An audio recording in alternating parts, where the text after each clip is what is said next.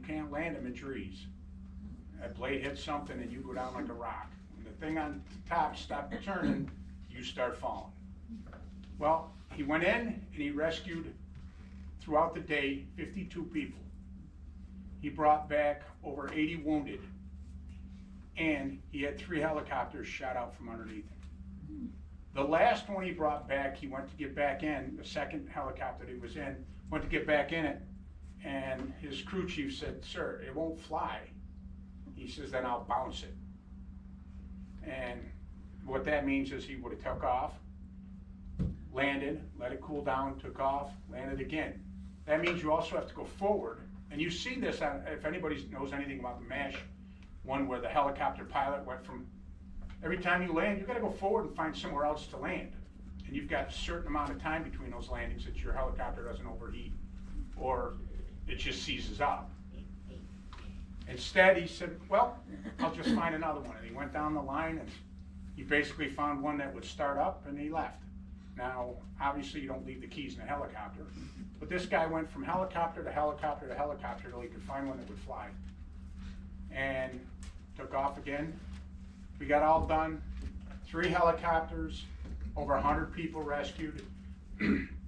80-something of them were wounded so bad that if he hadn't gotten there within what we call the magic hour, they'd have been dead today. That's what some of these people have done to get the Medal of Honor.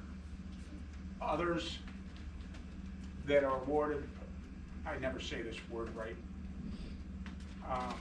after they've died. The ones that have thrown themselves on hand grenades, the ones that have fought. There was one in Iraq. I was in Iraq at the time when he was nominated for his Medal of Honor. Sat on top of an APC, which is a 113. It's kind of, you've probably seen them, they look like ice boxes or coolers with tracks on them. He sat on top of it with a 50 and kept insurgents from coming into an aid station. And he stayed there for 2 hours. And when he ran out of 50 ammunition, they said they heard over 100 rounds from his M16. And when that finally stopped, they heard a couple hand grenades. And when that finally stopped, there was no more charge. They didn't want in anymore. And when they went to see what he had done, he was dead. But he had moved several times to higher ground in these little towers we had around the airport. And they figured he killed over 40 people, 40 insurgents. And he did all this for 3.5 hours.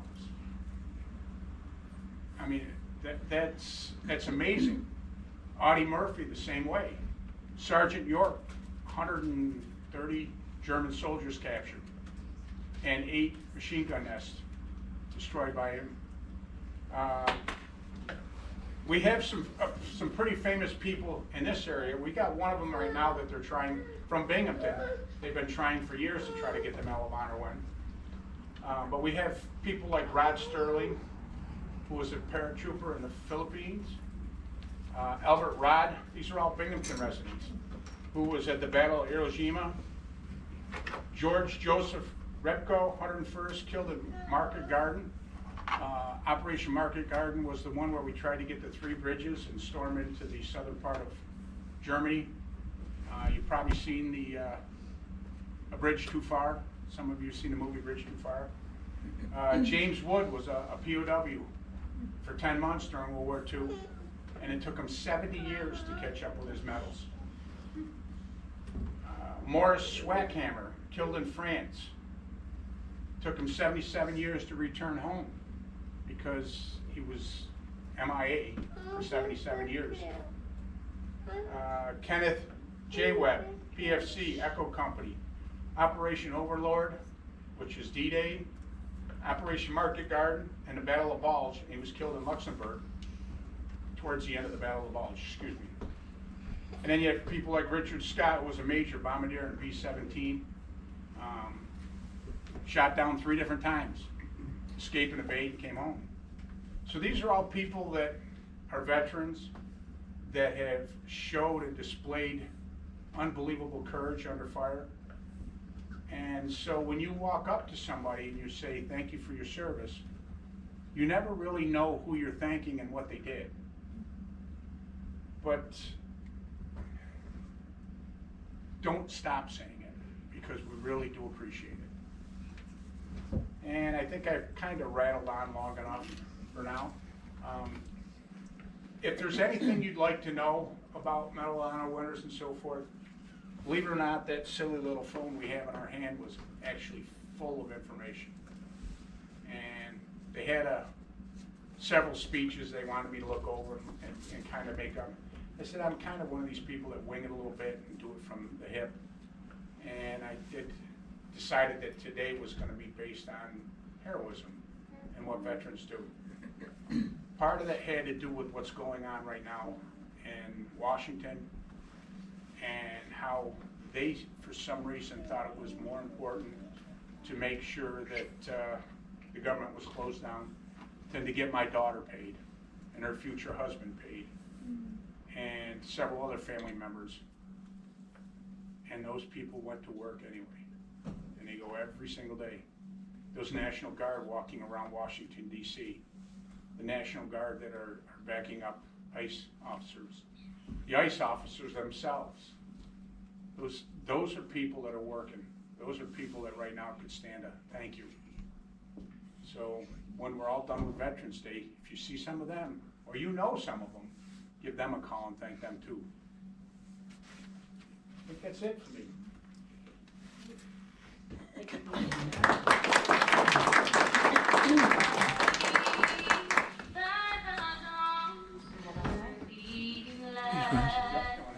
All right, we're going to head outside for the outdoor ceremony. Give us a minute to get the honor guard together, and then you can follow us out. That way you don't have to stand out there in the cold for a long time.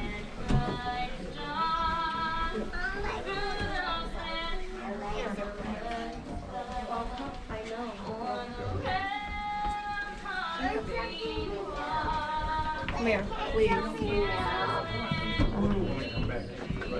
Yeah.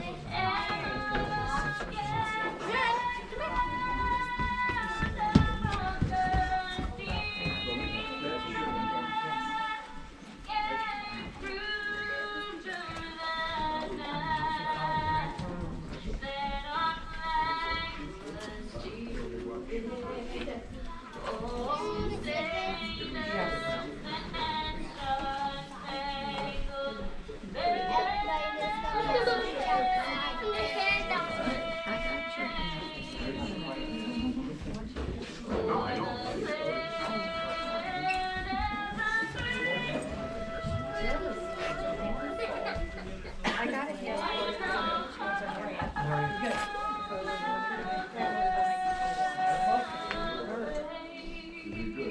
I'll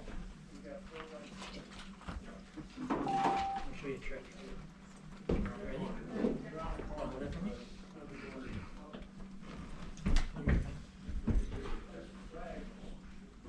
And then we use. Got it?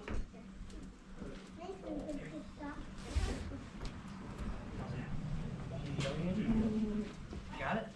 Mommy.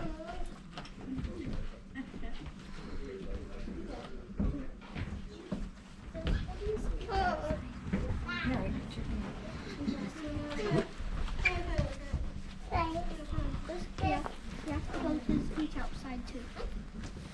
There's more speeches. And guess what? My boss said I have to stand next to her while she speeches. All right, we're gonna put this up. Please chill out. Okay, that's fine. You're too much.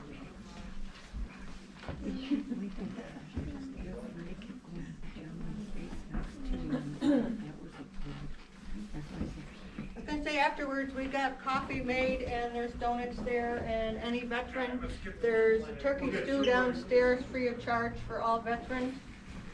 Spouses and rest of the family, it's $5. There's that, and cornbread, Can I get a donut? applesauce, no, when we come back in. pumpkin, whatever. There's It's not dinner dessert. and a show, is Do you it? mind if I take PJ with me? Oh, yeah, Come out, be absolutely. careful. Thank you. Okay, wait for them to go out.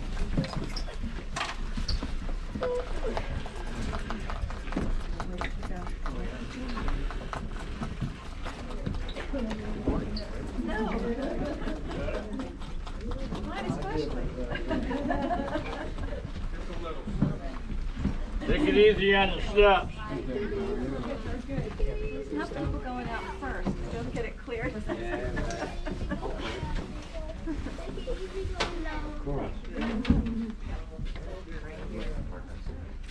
We used to go, we used to do the whole circus down in the park. And that was real cool. That's not. It's cold. Yeah, it was, yeah.